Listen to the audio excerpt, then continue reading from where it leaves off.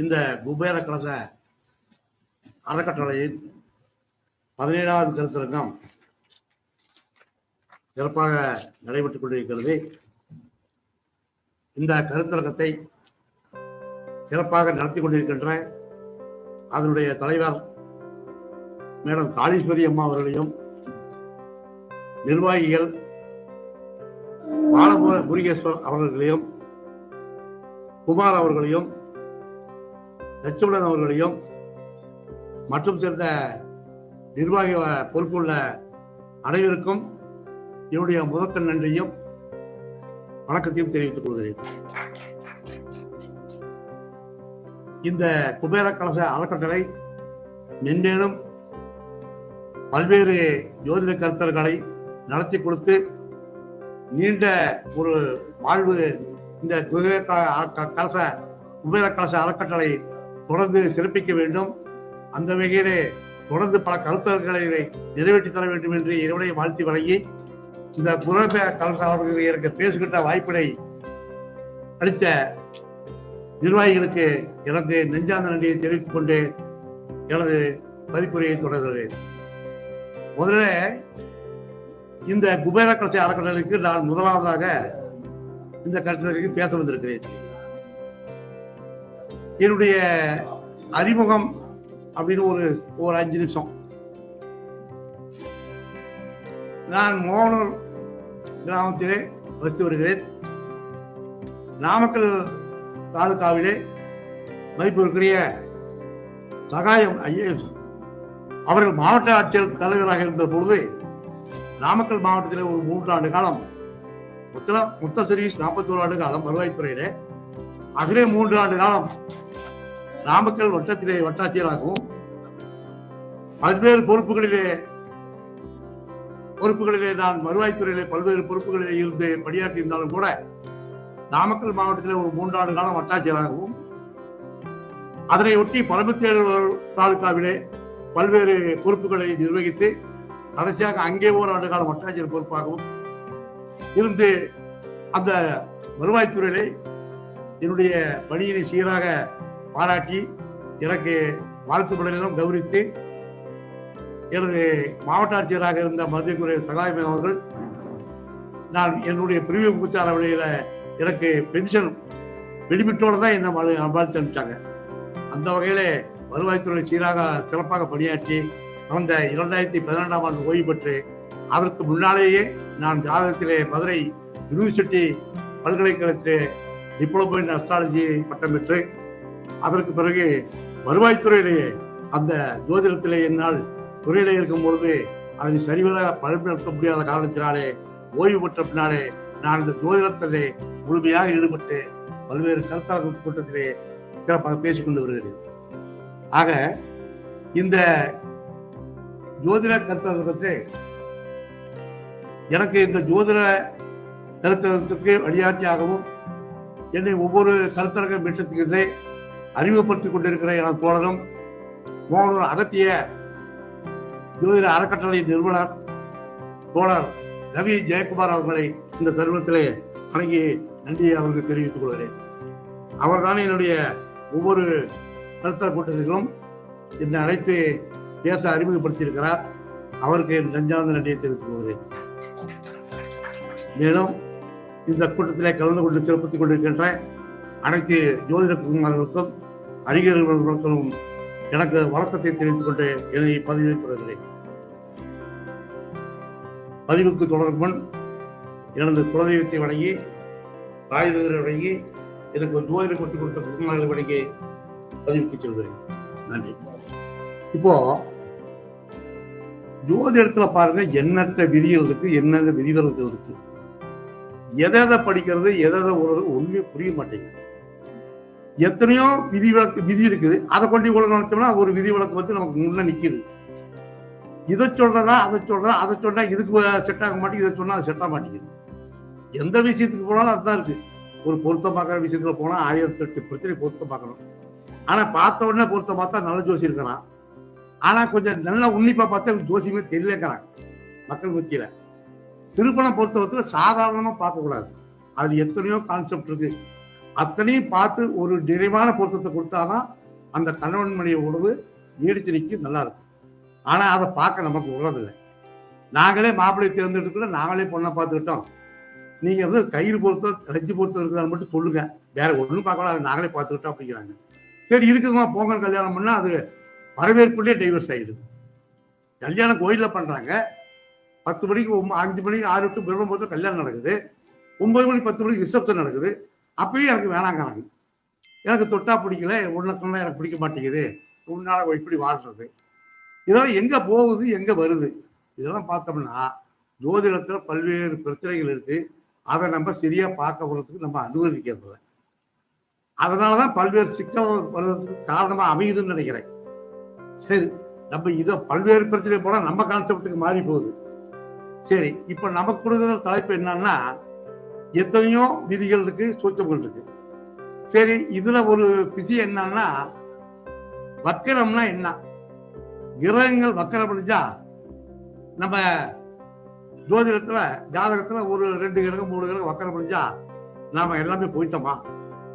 நம்ம வாழ்க்கையே போயிடுச்சா? நம்ம முன்னேறவே முடியாதா? நாம ஒரு முன்னேற்றமான பாதையை நோக்கி போக முடியாதா அப்படிங்கிற கருத்து எல்லாத்துக்குமே இருக்கு. ஒரு விஷயத்தை மட்டும் சொல்றேன், வக்கர கிரகத்தை பார்த்து யாரும் பயப்படாதீங்க. 1க்கு 2 கிரகம் 3 கிரகம் வக்கரமான அவங்க தான் வக்கரமான ஒரு மாமேதையா இருக்கிறாங்க, முக்கிய தலைவர்களா இருக்கிறாங்க, பேச்சாற்றல் சொல்லாற்றல் என்ன வலிமை அதிகமா இருக்கு, மக்கள் மத்தியில அவங்களுக்கு சிறப்பான வரவேற்பு இருக்குன்னு இந்த கருத்தை நான் சொல்லிக்கிறேன். அதனால வக்கர கிரகத்தை பொறுத்த வரைக்கும் யாரும் பயப்பட வேண்டிய அவசியமே இல்லை. இப்போ ஒரு கிரகம் வக்கரம் ஏன் அடையுது, வக்கரம்னா என்ன அப்படிங்கிறத பார்ப்போம். இப்போ வான்மண்டலத்துல சூரியனை சுற்றுதான் எல்லா கிரகமும் சுற்றுது, கிளாக் வைஸா சுத்திட்டு இருக்கு. இதுல என்ன பண்ணுது அப்படின்னா, ஒவ்வொரு கிரகங்களும் தனக்கு தொகையான ஒரு வெளிவட்ட சுற்றத்தை வச்சு அந்த சூரியனை சுற்றி வருது. இப்போ சூரியன் கிழக்கே ஊற்றி மேற்கே மறையுதுன்னு சொல்றோம், பாரத்திலே அதான் சொல்லி கொடுத்துருக்காங்க. ஆனா உண்மை அப்படி நடக்குதா? சூரியன் கிழக்கு தான் மேல போறாரு, சூரியன் கிழக்க உதிக்கிறதில்ல, மேற்கு மறையறதில்ல. அது ஏன் அப்படி நமக்கு தெரியுது அப்படின்னா, சூரியனை சுத்தி சந்திரன் வந்து துணைக்கோளா, பூமி சேர்ந்து சந்திரனுடைய துணைக்கோள் வந்து பூமி, அந்த பூமி வந்து பக்கவாட்டா சுத்தும் போது அந்த பூமிங்கிற தன்னைத்தானே சுற்றி கொண்டு பூமியை சுற்றி வருது. அதனாலதான் இரவு பகல் உண்டாகுது. அப்படி இரவு பகல் உண்டாகும் போது ஒரு பக்கம் சூரியன் உதயமாகி மறுபக்கம் சூரியன் மறைகிற மாதிரி காமிக்கும். அதுதான் சூரியன் கிழக்கே ஊற்றி மேற்கே மறைகிற மாதிரி நமக்கு ஒரு தோற்றம். அதே தோற்றம் தான் வக்கர நிலைக்கும். சூரியனை சுற்றி கிரகங்கள் சுற்றும் போது நாம பூமியிலிருந்து பார்க்கும்போது ஒரு கிரகங்கள் ஒரு குறிப்பிட்ட மாதத்துல அந்த கிரகம் தன்னுடைய சுற்றுவட்ட பாதையை பின்னோக்கி கொஞ்சம் நகர்ந்து ஒரு சில நாட்கள் அங்கே ஸ்தம்பனம் பண்ணி, அதாவது அசையாம நின்று அதுக்கப்புறம் நேர்கதியில போகும் அப்படிங்கிற ஒரு மாயத்தோட்டம் நமக்கு தெரியும். பூமியிலிருந்து பார்க்கும்போது அந்த மாயத்தோட்டம் தெரியுமே தவிர அது உண்மையாலும் நம்ம ஆன்டி கிளாக் வைஸ் கிரகம் சுத்துறதில்லை. இப்போ நாம ஒரு பஸ்ல போறோம், பஸ்ல போயிட்டு இருக்கும்போது பஸ்ல இருக்கிற மாதிரியே தெரியும், ஆனா எதிரில் இருக்கிற மரஞ்செடி கொடிலாம் பின்னாடி போற மாதிரி இருக்கும். மரஞ்செடி கொடிய பின்னாடி போகுது, பஸ் தான் போகுது. அந்த அளவுல ஒரு கிரகம் தன்னோட சுற்றுவிட்ட பாதையில போகும்போது என்ன ஆகுதுன்னா, ஒரு சில மாதங்கள்ல ஒரு கிரகத்துக்கு கொஞ்சம் அப்படி நின்று அப்புறம் பின்னோக்கி வர்ற மாதிரி போய் முன்னாடி நேர்கதிக்கு போகும். அந்த நிக்கிற இடத்துலதான் அந்த ஒரு அசையாம ஒரு 5 நாள் 3 நாள் நிற்கும் போதுதான் அத ஸ்தம்பனம். அத ஸ்தம்பனம் அப்படின்னா கிரகங்கள் அசையாத நிக்கிற நிலை அப்படிங்கிறோம். அந்த வகையில பார்க்கும்போது சந்திரன் வக்கரகதியில போகும்போது 7 நாட்கள் அசையாம நிற்கும். அதே மாதிரி குரு வக்கர நிலையில போகும்போது 5 நாட்கள் அசையாம நிற்கும். அதே மாதிரி செவ்வாய் அப்படிங்கிற போது 3 நாட்கள், சுக்கிரன் அப்படிங்கும் போது 2 நாட்கள், புதன் அப்படிங்கும்போது 1 நாள் அசையாம ஸ்தம்பனமா இருக்கும். ஸ்தம்பனம்னா எதுவுமே செய்யாது, நல்லது செய்யாது. அது ஒரு மின் செகண்ட் தான். கிரகம் சுட்டும் போது மினி செகண்ட், அவன் நம்ம பூமியில பார்க்கும்போது அது நாள் கணக்கா தெரியும். ஏன்னா குருவும் சனியும் பெரிய சுற்று வட்ட வெளிவட்ட பாதையில் சுத்துது, புதனும் சுக்கரனும் சுக்கரனுக்கு சூரியனுக்கு அருகில் சுத்துது. செவ்வாய் கொஞ்சம் தள்ளி சுத்துது. அதனால அதை பார்க்கும்போது ஒரு குறிப்பிட்ட காலத்துல அந்த கிரகங்கள் அசையாத நிலை நின்று அப்புறம் நேர்கதிக்கு போய் வக்கரகதிக்கு முடிஞ்சு நேர்கதிக்கு போகும். அந்த மாய தோட்டம் தான் வக்கரம்னு சொல்றோம். ஆனா கிரகங்கள் எப்போதும் பின்னோக்கி செல்வது இல்லை. அதை நீங்க புரிஞ்சுக்கணும். சரி, அப்போ வக்கரம் அப்படிங்கும் போது இப்போ வக்கரங்கும் போது என்ன பண்ணணும்? இப்ப சூரியனை சுத்தி சூரியனுக்கு மிக அருகில் சுத்தும் போது ஒரு கட்டம் 2 கட்டம் தான், புதனும் சுக்கிரனும். இந்த புதனும் சுக்கிரனும் சூரியனோட நெருங்கும் போது அஸ்தக கதியும் ஆகும், வக்கரகதியும் ஆகும். இந்த சூரியனும் புதனும் ஒரே நேரத்தில் அஸ்தங்கமும் ஆகலாம், வக்கரமும் ஆகலாம், தனித்தனியாகவும் ஆகலாம். ஆனா மற்ற கிரகங்கள் அஸ்தங்கமும் ஆகாது, அஸ்தமம் ஆகிறதுக்கும் வக்கரகதி ஆகிறதுக்கு இடைவெளி இருக்கும். ஒன்னு ஆகிறதுக்கு வாய்ப்பு இல்லை. இதுல போகும்போது பார்த்தோம்னா இப்ப எந்தெந்த கிரகத்துக்கு வக்கரகதி இருக்கும் அப்படின்னு பார்த்தோம்னா, சூரியனும் சந்திரனும் ஒளி கிரகங்கள். சூரியன் பூமிக்கு ஒளியை பிரதிபலிக்கிற கிரகம், அதுக்கு வக்கரகதி இல்லை. அதே மாதிரி சூரியன் ஒளியை வாங்கி கொடுக்கக்கூடிய சந்திரன், அது ஒளி கிரகம். ராஜகிரகங்களுக்கு வக்கரகதி கிடையாது. மீதி ராஜகது அப்படின்னு பார்த்தோம்னா அது எப்பவுமே வக்கரகதியில் சுத்திர கிரகம். ஆன்டி கிளாக் வைக்கிற சுத்திர கிரகம் அப்படின்னா அதுக்கும் வக்கரகதி கிடையாது. இந்த 4 கிரகங்கள் போச்சா மொத்தம் நவகிரகங்கள்ல 5 கிரகங்கள். அது குஜாதி ஐவர்னு பேரு. அவருக்கு பேரு குஜாதி ஐவர்னா யாரு? புதன், சுக்கிரன், குரு, சனி, செவ்வாய். இந்த 5 பேர் பஞ்சபுருஷ யோகா அப்படின்னு இந்த 5 பேர் தான். இந்த 5 பேர் தான் கிரகத்தினுடைய வக்கரகதிக்கு உள்ளாகிறாங்க. இந்த புதன் அப்படிங்கிறவர் எப்படி ஒரு வருஷத்துல 3 முறை வக்கரகதி ஆகும். இந்த சனிங்கிறவரு ஒரு வருஷத்துல ஒரு சில மாதங்கள், ஒரு 4 மாதங்கள் 5 மாதங்கள் வக்கரகதிக்கு அடையிறாங்க. இந்த குரு அப்படின்னு பார்த்தோம்னா ஒரு 3 மாசம் வக்கரகதி அடையிறாங்க. இந்த செவ்வாய் அப்படின்னு ஒரு கிரகம் என்ன பார்த்தோம்னா 2 வருஷத்துக்கு ஒரு தடவை ஒரு 2.25 மாதம் வக்கரகதி அடையிறாங்க. புதன் அப்படிங்கிற இது அதுக்கு அடுத்தபடி செவ்வாய் அப்படிங்கிறவங்களும் 2 மாதம் அடைகிறாங்க. இந்த புதன் அப்படிங்கிற அந்த சுக்கிரன் பகவானுக்கு அது ஒரு 1.25 மாதம் வருஷத்துல இப்படி வக்கரகதி அடைகிறாங்க. இத நாட்கிழமைன்னு பாத்தீங்கன்னா சனி வக்கரகதி அடைகிறது 140 நாட்கள். குரு வக்கரகதி அடைய போது 120 நாட்கள் வக்கரகதி அடையும். செவ்வாய் கிரகம் வக்கரகதி ஆகிறது 80 நாட்கள்ல வக்கரகதி அடையும். சுக்கிரன் 42 நாட்கள் வக்கரகதி அடையும். புதன் பகவான் 24 நாட்கள்ல வக்கரகதி அடையும். இந்த புதனும் சுக்கிரனும் தான் அஸ்தங்கமும் ஆகும், வக்கரமும் ஆகும். இப்போ வக்கரம்னா அது எந்தெந்த சூரியனுக்கு எந்த ராசியில எந்த கிரகம் தான் என்ன வக்கரம், என்ன அதுக்கு பலன் அப்படின்னு பார்க்கலாம்.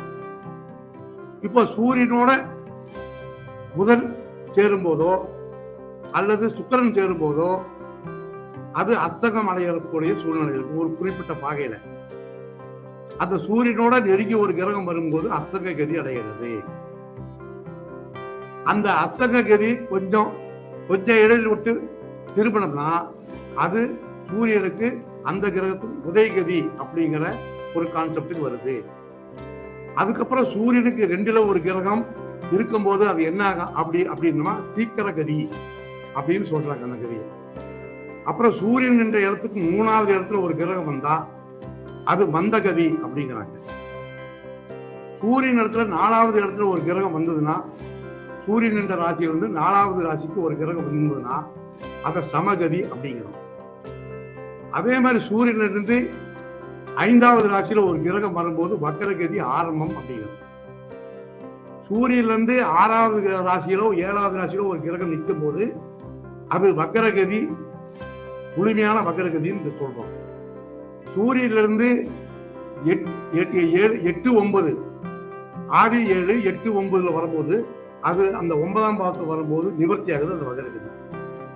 7, 8ங்கும் போது அது அதிவக்கரகதியா ஆகுது. 9ங்கும் போது சூரியனுக்கு 9ங்கும் போது வக்கர நிவர்த்தி ஆகுது. 9, 10ல சூரியனுக்கு 11ல ஒரு கிரகம் இருக்கும்போது சீக்கிரகதியா வருது. சூரியனுக்கு 12ல ஒரு கிரகம் வரும்போது அதிசீக்கிரகதியா வருது.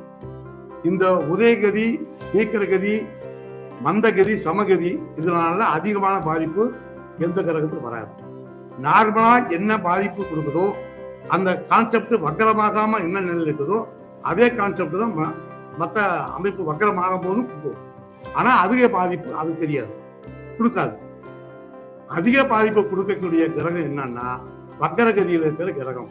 அதாவது ஒரு கிரகத்துல 5ஆம் இடத்துலயோ 6ஆம் இடத்துலயோ 7ஆம் இடத்துலயோ 8ஆம் இடத்துலயோ இருக்கும் போதுதான் அது வக்கரகதி, முழு வக்கரகதியா இருக்கும். அப்போதான் அந்த வக்கரகதியினுடைய கான்செப்ட் அந்த கிரகத்துக்கு அதிகமா கொடுக்கும். ஒரு வக்கரம் பெற்ற கிரகம் ஒரு ஜாதகத்துல இருந்தது அப்படின்னு சொன்னோம்னா அது வலிமையாக இருக்குதுன்னு அர்த்தம். அது உச்ச பலனை விட கொடுக்கறதுக்கு வலிமையா இருக்குன்னு அர்த்தம். ஒரு வக்கரகிரகம் ஒரு 2-3 வக்கரகிரகம் ஒரு ஜாதகத்தில் இருந்தது அப்படின்னா அது அதிகமான பலனையோ அது உச்சமற்ற பலனையோ கொடுக்கறதுக்கு கொஞ்சம் சிரமப்பட்டால் கூட அந்த வக்கரம் பெற்ற கிரகங்கள் ஒரு ஜாதகத்தில் 2-3 இருந்தா கூட அவங்க வாழ்க்கையில எல்லா முன்னேற்றத்தையும் அடையிறாங்க. நல்ல தலைவர்களாகவும் இருக்கிறாங்க. 10 பேர் மொத்தத்துல சிறப்பா சொல்ற அளவுல அவங்க வாழ்றாங்க. இப்போ நம்ம அரசியல்வாதி தலைவர்கள் பாருங்க, 2 கிரகம் 3 கிரகம் வக்கரமா இருக்கும். அவங்கெல்லாம் கெட்டா போயிட்டாங்க, நல்லா தான் இருக்கிறாங்க. சனி வக்கரமான நீண்ட ஆயுளை கொடுத்து நல்லா தான் இருப்பாங்க. குரு வக்கரமான நல்லபடியா பெரிய தொழில இருப்பாங்க, மேதையா இருப்பாங்க, பெரிய பெரிய உத்தியோகத்துல போஸ்டிங்ல இருப்பாங்க. இந்த மாதிரி வக்கரகதி இருந்தால் அது பயப்பட வேண்டிய அவசியமே இல்லை. என்ன பண்ணும் அப்படின்னோம்னா, இந்த சுபகிரகம் வக்கரமானா, சுபகிரகம் அப்படிங்கிற போது புதன், குரு, சுக்கிரன் இந்த 3 வக்ரமானா தன்னுடைய காரகத்தை இழந்து தான பலத்தை அதிகரிக்கும். காரகத்தை வந்து குரு வக்கரமான குருவின் காரகத்தை கொஞ்சம் பாதிக்கும்.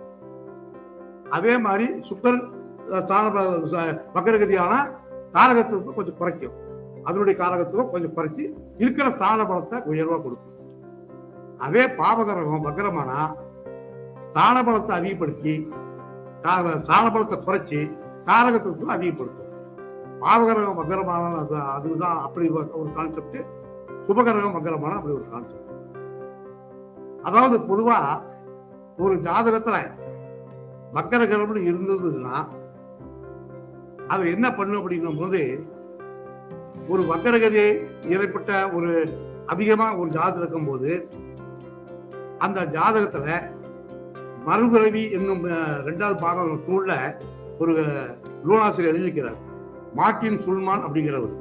அவர் என்ன சொல்றாருன்னா, வக்கரகதியில் இருக்கிறவங்க முற்பிறவியில என்ன அனுபவிச்சோமோ அந்த அனுபவத்தை தாங்கிதான் இந்த பிறவியில ஒரு ஜாதகருக்கு வக்கரகிரகம் உருவாகும்னு சொல்றாரு.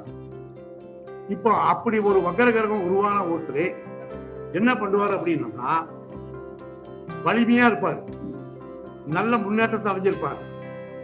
ஆனா அவருடைய பிற்பகுதி அணிக்க முடியாம போயிடுவாருங்கிறத நிதர்சனமான உண்மை. ஒரு வக்கர கிரகம் இருந்தது அப்படின்னா நல்லபடியா இருப்பாரு, நல்ல முன்னேற்றமா இருப்பாரு, எல்லா விஷயத்திலும் முன்னேற்பாரு, நல்லபடியா இருப்பாருன்னு வைங்க. அதனோட அதனுடைய பிற்பகுதி அணிக்க முடியாம அதை அப்படியே நிற்பார். அதனுடைய தாக்கம் தான் பின்னாடி நமக்கு வர்ற சந்ததிக்கு உண்டான கிரகம் வக்கரமா அடைகிறதுக்கு உண்டான வாய்ப்பு. அதுதான் நிதர்சனமான உண்மை.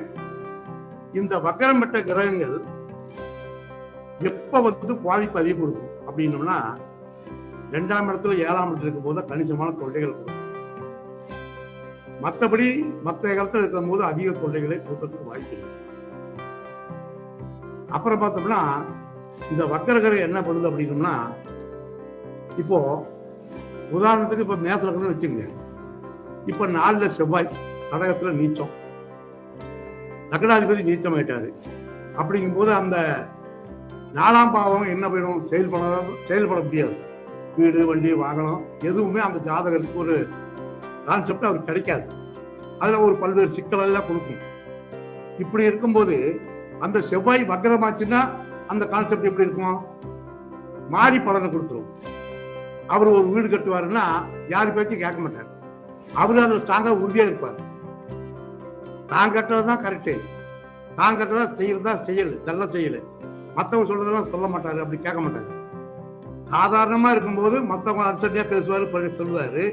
ஆனா வக்கரமாக போது என்ன ஆகுது, அதை அவரு தான் உறுதிப்படுத்திக்கிறாரு.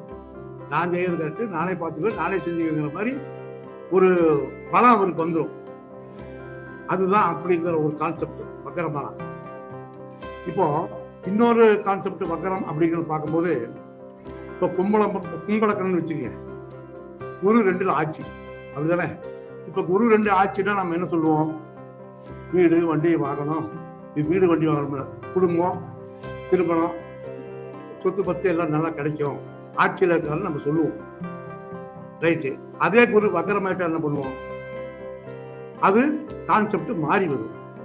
என்ன மாதிரினா, குடும்பத்தில் ஒரு பிரச்சனை, திருமணம் ஆகாத ஒரு நீண்ட கால ஒரு இழுத்தடிக்கிறது, குடும்பத்தில் அப்படியே நடந்தால் கூட கணவன் மனைவி உறவுகள ஒரு பிரச்சனை, இந்த மாதிரி பிரச்சனையை அந்த குரு அந்த வக்கரமான கொடுப்பாரு. இப்ப இதே குருவை அப்படியே வச்சுக்கிட்டு மிதுன லக்கணமா போட்டு பாருங்க. மிதுன லக்கணத்துக்கு போட்டு பார்த்தா அது என்ன வருது? குரு 10ஆம் இடத்துல ஆட்சியா இருக்கிறதுக்கு. 10ஆம் இடத்துல ஆட்சியா இருக்கும்போது என்ன பண்ணுவாரு? தொழில் நல்லா சிறப்பா கொடுத்துருவாரு, எல்லாமே பண்ணிடுவாரு, தொழில் நல்லபடியா இருக்கும். ஆனா அங்க என்ன பண்ணுது அப்படின்னா, மிதுன லக்கணத்துக்கு குரு பாதகாதிபதியா இருந்து 10ல் இருந்தாருன்னா குடும்பத்தை கழிச்சிருவாரு.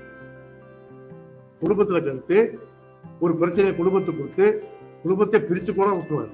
குடும்பத்துல ஒரு நல்ல சூழ்நிலை வராது, இந்த மாதிரி அமைப்பு. ஆனா தொழில நல்லபடியா இருப்பாரு, தொழில வெளிட்டுடுவா இருப்பார், நல்லபடியா இருப்பாரு, குடும்பத்துல சிக்கல். ஆனா இதே இடத்துல குரு வக்கரமாச்சுன்னு வைங்க, இதே குரு வக்கரமாச்சுன்னா சொந்த தொழில் அவர் செய்யவே கூடாது. சொந்த தொழில் போனா நஷ்டம் தான் வரும். முதல் போட்டு செஞ்சாருன்னா நஷ்டத்துல போயிடுவாரு. குடும்பம், பிள்ளை, குட்டிங்க எல்லாம் நல்லா இருக்கும், வசதியா இருப்பாரு, வாழ்வாரு. இந்த வக்கரமானா நாம இப்படிதான் கொஞ்சம் பலன் எடுக்கணும். ஒரு கிரகம் வக்கரமாச்சுன்னா பலன் எடுக்கிறதுக்கு ரொம்ப சிரமமா இருக்கணும். அது ஒரு கிரகம் 2 கிரகம் வக்கரமானா இன்னும் சொல்ல வேண்டியதே இல்லை. அதனால நேர்கதியில போறதுக்கும் வக்கரகதியில போறதுக்கும் உண்டான பிரச்சனை இதுதான். ஒரு கிரகம் வக்கரமாச்சுன்னா அது முந்தைய பாவத்துல என்ன பலன் கொடுத்ததோ அதே பலனை இந்த வக்கரகதியில நிற்கும் போது அதே சால பலத்தை கொடுக்கும் அப்படிங்கிறது ஒரு விதி. அதனால வக்கரகத்தை வச்சு என்னைக்கு ஒரு முடிவான ஒரு 8ஆம் ரூபா பார்க்கக்கூடாது. டீப்பா அனுசரிச்சு அது எப்படி இருக்கும், என்ன பண்ணும் அப்படிங்கிறத பார்க்கணும். ஒரு கிரகம் வக்கரம் ஆச்சுன்னா அது எப்படி சால பலம் வாங்கியிருக்குது, என்ன ஆதிபத்தியம் வாங்கியிருக்குது, அது எப்படி இருக்குதுங்கிறதும் அனுசரிச்சு பார்க்கணும். இப்போ ஒரு கிரகம் வக்கரமாகும் போது அது ஒரு 1, 5, 9 அப்படின்னு அமைப்புல இருக்குன்னு வைங்க. இந்த 1, 5, 9ல ஒரு கிரகம் இருந்து அந்த கிரகம் 6, 8 பண்டுக்கு போகாம, 1, 5, 9 கிரகம் 6, 8 பண்டுக்கு போகாம அந்த கிரகம் வக்கரமாச்சுன்னு வைங்க, அவர் வாழ்க்கையில மிக உன்னதமான இடத்துக்கு போயிடுவார். புரியுங்களா? 1, 5, 9 கூடிய கிரகம் 6, 8 பண்டுக்கு போகாம இருந்து அந்த கிரகம் வக்கரமாச்சுன்னு வைங்க, அவரு வாழ்க்கையில எல்லா விதமான முன்னேற்றத்தை அடைஞ்சிடுவார். அது குடும்பமா இருந்தாலும் பொருளாதாரமா இருந்தாலும் சரி, எல்லா விதத்திலும் சிறப்படைவார். அது ஒரு கான்செப்ட். அதே மாதிரி ஒரு நீச்ச கிரகம் ராசியில வக்கரமா இருந்து அதே நீச்ச கிரக வக்கரம் நவாம்சத்துல வக்கரமா இருந்தாலும் அவரு மிக உயர்ந்த பதவி அடைஞ்சிருவார். அவருக்கு எக்காரணத்தை கொண்டு தொய்வு வராது, குடும்பத்திலையும் தொய்வு வராது, முன்னேற்றத்தில் தொய்வு வராது, பொருளாதாரத்தில் தொய்வு வராது. இந்த கான்செப்ட் ஒன்று. அதுக்கப்புறம் ஒரு கிரகம் நீச்ச கிரகமா இருந்தாலும் சரி, வக்கரகமா இருந்தாலும் சரி. இப்போ ஜோதிடத்தை என்ன சொல்றது? வக்கரகத்தை ஆட்சி பெற்ற கிரகம் நீச்சமானால் வக்கரமானால் நீச்ச பலன் அப்படிங்கிறோம். ஆட்சி பெற்ற கிரகம் வக்கரமானால் நீச்ச பலன். அப்ப ஆட்சி பெற்ற கிரகம் வக்கரமானா என்ன பண்ணும் அப்படின்னா, ஜாதகனுக்கு உதவக்கூடிய ஒரு பலத்தை கொஞ்சம் இழக்கும்னு அர்த்தம். ஆட்சி பெற்ற கிரகம் வக்கரமானா ஜாதகனுக்கு உதவக்கூடிய ஒரு பிரச்சனையில கொஞ்சம் இழக்கக்கூடிய கான்செப்ட்னு அர்த்தம். அதே மாதிரி நீச்சம் பெற்ற கிரகம் வக்கரமான உச்சபலம் வரும். அந்த நீச்சம் பெற்ற கிரகம் வக்கரமான உச்சமான என்ன ஜாதகருக்கு உதவக்கூடிய பாக்கியம், உதவக்கூடிய வழிமுறைகள் அதிகமா தேர்ந்தெடுக்கும். எந்த விதத்திலாவது அந்த ஜாதகருக்கு நல்ல வழியை கொடுத்துரும் நீச்சம் பெற்ற கிரகம் வக்கரமானா. அதே மாதிரி உச்சம் பெற்ற கிரகம் வக்கரமாச்சுன்னா ஜாதகருக்கு அந்த வழிகாட்டுதல் நெறிமுறைகளை கொஞ்சம் தடுக்குமே தவிர அது முன்னேற்றம் கொடுக்காமல் இருக்காது. ஏதோ ஒரு உச்ச கிரகம் பெற்று வக்கரமானா அது மோசமான பலனை தான் செய்யுங்கிறது கிடையாது. உச்சப்பட்ட கிரகத்தினுடைய பலனை முதல்ல கொடுத்துட்டு தான் அப்புறம் நீச்ச பலனுக்கு போவாது. அது எப்ப போகும்? அது வாழ்க்கையில் இறுதிக்கு தான் போகும். புரியுதா? இப்ப கலைஞர் கருணாநிதி ஜாதகத்துல பாருங்க, விருச்சகத்துல சனி வக்கரம். அவருக்கு சனி வக்கரம், உச்ச வக்கரம், உச்ச வக்கரம், உச்ச கிரகம் வக்கம். அப்ப நீச்சப்படாதான் கொடுக்கும். அது வந்து கொடுக்கவே இல்லையே. அவர் சனியில தான் எல்லாம் நல்லபடியா இருந்தாரு. அது எப்ப கொடுத்துச்சு? வாழ்க்கையில் பிற்பகுதியில் கொடுத்துச்சு. வயசு 90க்கு மேல, 90க்கு மேலதான் முடியாம இருக்கும். முடியாம இருந்து ஒரு கிரகம் பிரச்சனையை கொடுத்து அது மாதிரி செய்யும்.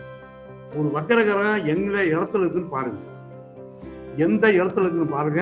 அது காலப்புருஷனுக்கு எத்தனாவது இடம்னு பாருங்க. அந்த எத்தனாவது இடம்னு பார்த்து அந்த இடம் உறுப்பு எந்த உறுப்புன்னு பாருங்க. உடல்ல அங்காவைகள்ல உறுப்பு இருக்குல்ல, இப்ப மேசம்னா தலை, 2னா கண்கள், 3னா கையை கழுத்து அப்படின்னு சொல்லமல்ல, அது எத்தனாவது இடம் பாருங்க. அந்த குரு ஒன்று வக்கரமா இருந்தது அப்படின்னா அந்த பாதிப்பு பிற்பகுதியில ஒரு பாதிப்பு வரும்னு அர்த்தம். சொல்ல புரியுங்களா? இப்ப பிற்பகுதியில சனி கலைஞர் கருணாநிதிக்கு சனி வக்கர உச்ச வக்கர நீச்சம்னு சொன்னால, அது அந்த காலப்புருஷனுக்கு எத்தனை இடம்? விருச்சகங்கிறது இடுப்பு.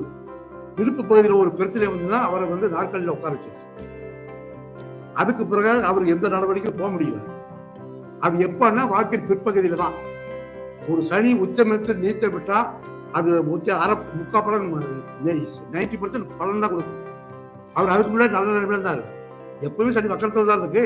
அப்ப அதுல வந்து பிரச்சனையை கான்செப்ட் அவரை வந்து பாதிக்கணும்ல, அது பாதிக்காது. எப்ப பாதிக்கணும்னா அந்த பின்னாடி பார்க்கணும். அதனுடைய அது ஆயுஷ் எப்ப பார்க்கணும், ஆயுள் பாவம் எப்படி பார்க்கணும், அதை பார்த்ததுக்கு அப்புறம் கடைசியில தான் அந்த பாவம் ஒரு குரு ஒரு வக்கரகரம் எங்க இருக்குதோ அந்த பாவம் தான் கடைசியில பாதிக்கும்.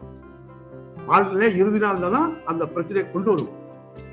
அப்படிங்கிறது தான் ஒரு கான்செப்ட். அப்ப உச்சவகரம் பார்த்தாச்சு, நீச்ச வக்கரம் பார்த்தாச்சு. இந்த ஆட்சி வக்கரம், ஆட்சி வக்கரங்கள்ல ஒரு ஆட்சி பெற்ற கிரகம் வக்கரமானா, இப்போ ஆட்சி பெற்ற கிரகம் வக்கரமானா, இப்ப கன்னி லக்னம் வச்சுக்கோங்க. இப்ப துலாத்துல சுக்கிரன் ஆட்சி அப்படின்னு வச்சுக்கோங்க. சுக்கிரன் ஆட்சின்னா அது என்ன பண்ணும்? 2ஆம் பாவம் நல்லா இருக்குது, ஆட்சி பெற்று நல்லா குடும்பம் நல்லபடியா அமையும், தொழில் நல்லபடியா அமையும் அப்படின்னு சொல்றோம். சரி, இதே ஆட்சி பெற்ற வக்கரமாச்சுன்னா என்ன பண்ணுவோம்? சுக்கிரனுக்கு அது என்ன கான்செப்ட் கொடுக்கறது, என்ன பலனை கொடுக்கறது?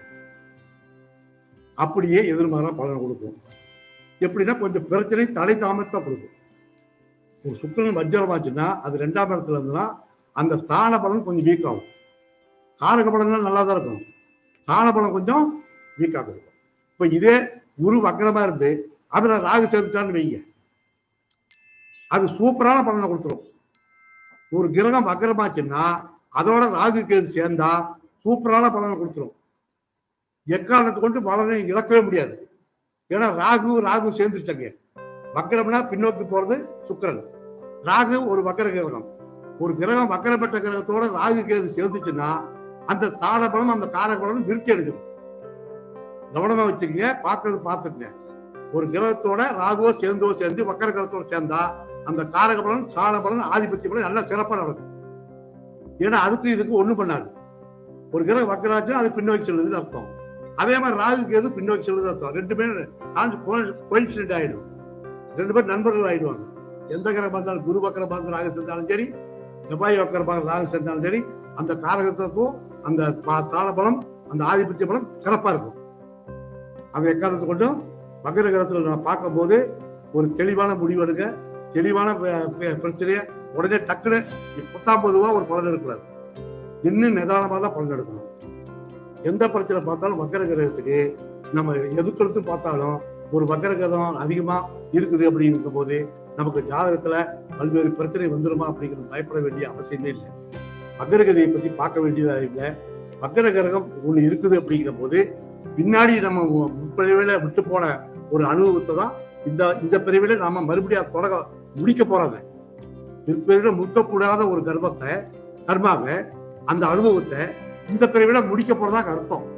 அந்த அர்த்தம் இப்படி வரும்போதுதான் இந்த கிரகத்துக்கு இந்த ஜாதகத்துக்கு நமக்கு வக்கரம் அடையும். அப்படி ஒரு வக்கர கிரகம் 1 2 வக்கர கிரகம் அடைஞ்சா நாம அதை பத்தி பயப்பட வேண்டியதில்லை. ஒரு கிரகம் 2 கிரகம் வக்கரம் அடைஞ்சா அது நமக்கு பாதிப்பை தராது, நல்ல யோக பலனை தரும் என்று சொல்லி இந்த அளவிலே எனக்கு பேசுகின்ற வாய்ப்பினை கொடுத்த உங்களுக்கு என் நெஞ்சார்ந்த நன்றியை தெரிவித்துக் கொள்கிறேன். அப்புறம் ஒரே ஒரு விஷயம், இந்த ராகு கேதை பத்தி ஒரே ஒரு சூத்திரம் மட்டும் சொல்லி போறேன், அதை மட்டும் தெரிஞ்சுக்கங்க. சூத்திரம் நிறைய இருக்கு, அது என்னுடைய அடுத்த ஜோதிட வகுப்புல விளக்கமா சொல்ல தயாராகிறேன். ஒரே ஒரு சூத்திரம் மட்டும் சொல்றேன் ராகு கேது பொறுத்த வரைக்கும். இப்போ ஒரு ஜாதகத்துல ராகு எங்க இருக்கான்னு வச்சுக்கோங்க.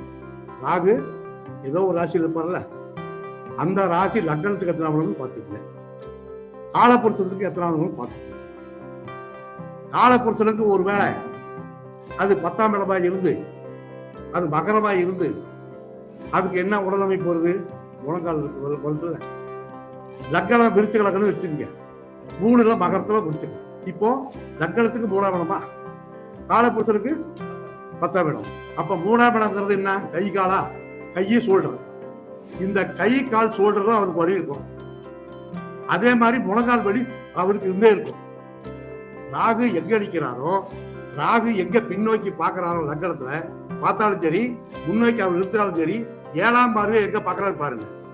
ஒரு ராகு ஒரு ராசியத்துல இருந்து 7ஆம் பார்வையை எங்க பாக்குறாரு பாருங்க. அந்த 7ஆம் பார்வை எந்த ராசி, அது என்ன பஞ்சபூத தத்துவம் இருக்குது. ஒரு கடகத்தை பாக்குறான்னு வைங்க, மகரத்துல இருந்து, அது நீர் ராசி, அது காலப்புருஷன் 4வது ராசி. அம்மாவுக்கு இறுதி காலத்துல சுவாச பிரச்சனை இருக்குன்னு அர்த்தம். புரியுதா? அம்மாவுக்கு இறுதி காலத்துல சுவாச பிரச்சனை இருக்குதுன்னு அர்த்தம். ராகு 7ஆம் இடத்தை மட்டும் தான். அப்படிங்கும் போது அது ஒரு விஷயம் வச்சுங்க. இதே ராகு வந்து எப்போ பின்னோக்கி தானே பார்க்கும். இப்போ மகரத்துல தான் லக்னத்தை விருச்சிக லக்னம் பார்க்கணுமா இல்லையா? இப்போ விருச்சிக லக்னம் காலப்புருஷனுக்கு எத்தனை ஆகணும், 8ஆம் இடம். இப்ப இது விருச்சிகத்தை 3ஆம் பார்வையா பாக்குதா? இப்ப அது சூரியன் இருக்கான்னு வச்சுங்க, என்ன சொல்லுவீங்க? சூட்சமத்துல என்ன சொல்லுவீங்க? லக்னத்துல இருக்குது, தலையில ஒரு பிரச்சனை இருந்தாலும் கூட காலப்புருஷனுக்கு எத்தனை இடம், மலச்சிக்கல் பிரச்சனை அவருக்கு இருக்குன்னு அர்த்தம். அப்பாவுக்கு சூரியன் இருந்தா அங்க ஒரு பிரச்சனை இருக்கும். சந்திரன், ஆமா சந்திரன் இருந்துன்னு வைங்க 8ஆம் பாவத்துல, கர்ப்பச்சிதைவு இருக்கும், கர்ப்ப கோளாறு இருக்குன்னு சொல்லணும். ராகு பார்த்தா அந்த 3ஆம் பாவத்தை பார்த்த லக்னத்தை பார்த்தா, அந்த லக்னத்துல என்ன கிரகம் இருக்குதோ அந்த உயிர்காரகத்தினுடைய அந்த பிரச்சனை, அந்த உடல்காலம் சம்பந்தப்பட்ட நோய் வரும்னு இருக்கும். இது வந்து தீர்க்க முடியாத நோய் எல்லாம் இல்ல, வைத்தியத்தில் தீர்க்கப்படக்கூடிய நோய் தான். ஆனா அந்த நோய் நிரந்தரமா இருக்குன்னு அர்த்தம். 7ஆம் பார்வையை ஒரு கிரகம் பார்த்தது, ராகு பார்த்ததுன்னா அந்த அமைப்பை பிற்காலத்துல பாதிக்குதுன்னு அர்த்தம். இது ராகுனுடைய சூச்சமும். இன்னும் நிறைய இருக்கு ராகு சூச்சமும். கேதுக்கு ஒரு சூச்சம் சொல்றேன், கேட்டுக்கங்க. கேது வந்து ஞானக்காரங்க, ஆன்மீகக்காரர்கள் சொல்றோம், மோட்சக்காரன் அதான் சொல்றோம். அதே கேது கெட்டதை புசிக்கும் காரணம், கெட்டதை புசிக்கக்கூடிய கிரகம். கெட்டதை புசிக்கிறதுக்கு அது தாராளமா புசிக்கும். அது எல்லா கான்செப்டும் வச்சிருக்கீங்க.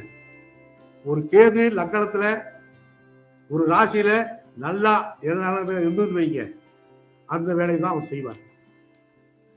அதை நீங்க எப்படி ஒண்ணு பார்த்துருங்க. அது எந்த விஷயமா இருந்தாலும் சரி, கெட்ட விஷயம் நடக்குன்னு அர்த்தம். ஏதோ ஒன்று நடக்கும், நல்ல விஷயம் நடக்கும். இதுக்கு என்ன பண்ணணும் அப்படின்ற போது, அது கேது வந்து 12ஆம் பாவத்துல மோட்சம் அடைதா அப்படின்னு இருக்கும்போது நம்ம என்ன பண்ணுவோம், அந்த கேதுனுடைய ஆன்மீக வழியில் நம்ம போயிட்டு இருக்கணும். இதை பண்ணினா கூட அந்த கேதுவை திருப்திப்படுத்துறதுக்கு என்ன பண்ணணும், ஒரு ஆன்மீகம், பிரசங்கம், கோயில் குளம்லாம் போயிட்டு இருந்தா இதை நம்ம அவாய்ட் பண்ணலாம். இந்த கெட்டதை நம்ம புசிக்கிறோம்ல, அதனுடைய பாவ புண்ணியம் அங்க தீர்வுன்னு அர்த்தம். அதே மாதிரி கேது வந்து எந்த கிரகத்தோட சேர்ந்திருந்தாலும் சரி, கேது எந்த கிரகத்தோட சேர்ந்திருந்தாலும் சரி, அது எந்த ராசியில இருக்குது, அது பஞ்சபூத தத்துவ அடிப்படையில எந்த ராசியில இருக்குது, எந்த அமைப்புல இருக்குது நீங்க பாத்துருங்க. ஒரு சந்திரன் கேது இப்ப கடகராசியில இருக்கு வச்சுங்க.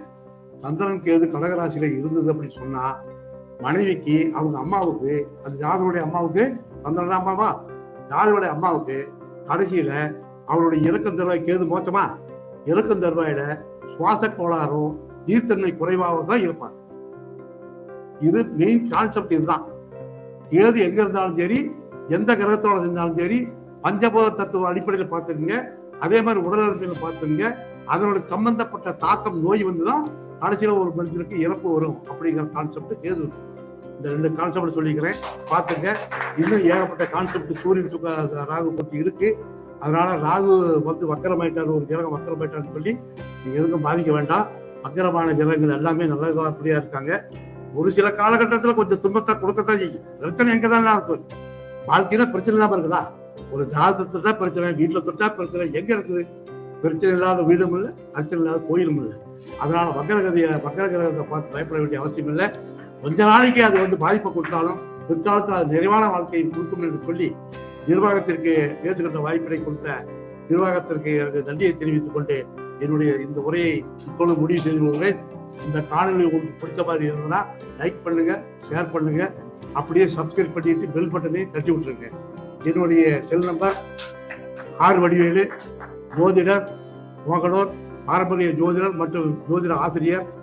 Cell number 99 528 26 126. நன்றி, வணக்கம்.